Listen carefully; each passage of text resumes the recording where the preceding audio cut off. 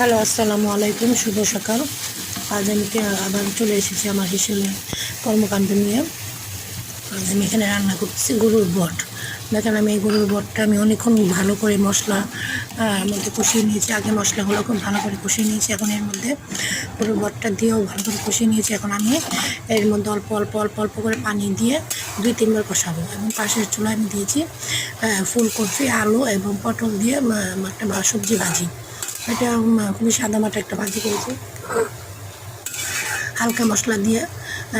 এখানে আমি এই চুলায় ভাজি বসিয়ে দিয়েছি। আর পাশের চুলায় যে আমি বট কষাচ্ছিলাম, এর মধ্যে দেখেন আমি টমেটোটা দিয়ে দিয়েছি। এর মধ্যে টমেটো দিয়ে আবারও ভালো করে কষাচ্ছি। এটা আমি অনেকবার কষাই নিয়ে তারপর ফাইনালি পানি দেবো। আর এখন আমি মাখিয়ে নিচ্ছি মাছ, 5 মিশালি মাছের মধ্যে আমি সকল প্রকার মশলা দিয়ে একটা পুর তৈরি করতেছি। এটা আমি একটা নতুন খাবার তৈরি করব, একটা খুব সুন্দর একটা মেনু তৈরি করব।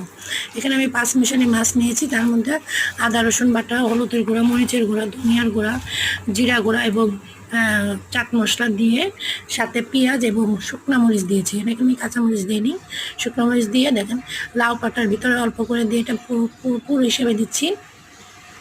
লাউ পাতার ভিতরে অল্প অল্প সে পরিমাণ মতন দিয়ে এটা একটা পুর হিসেবে দিয়ে আমি এটা পাতাগুলো খুব সুন্দর করে ভাজ করে দেব।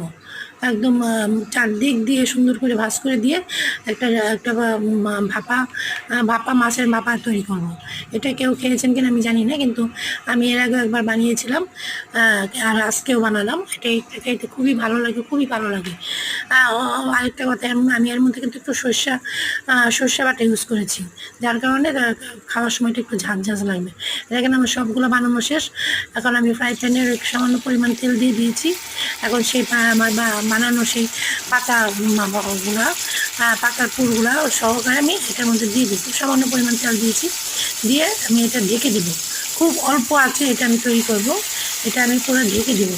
ঢেকে দিয়ে হালকা ভাপে এটার ভিতরে মাছটাও সিদ্ধ হবে, ভিতরে এবং উপরের পাতাটাও সিদ্ধ হবে, এবং পুরো ভাজা হবে। ভিতরে সিদ্ধ তো হবে সাথে আবার ভাজা হবে। এবং এটা খাওয়ার সময় খুবই ভালো লাগবে, কারণ আমি একটু সর্ষে বাটা দিছি। এটা একটু ঝাঁঝ লাগবে খাওয়ার সময়। আপনারা সবাই বাসায় একবার একটু একটা বানিয়ে দেবেন, খুবই সুস্বাদু। এটার মধ্যে আমি আমার পরিমাণ মতো মশলা দিয়েছি, কেউ ঝাল বেশি খেলে ঝাল দেবেন। আর আমি এখানে ধনিয়া সব গুঁড়া ইউজ করেছি। এর মধ্যে অনেকে আছে ধনিয়া পাতা দেয়, আপনি তাও দিতে পারেন। যেভাবে ইচ্ছে পুরটা একটু সুস্বাদু নিজের মতো করে বানিয়ে দিয়ে নিন।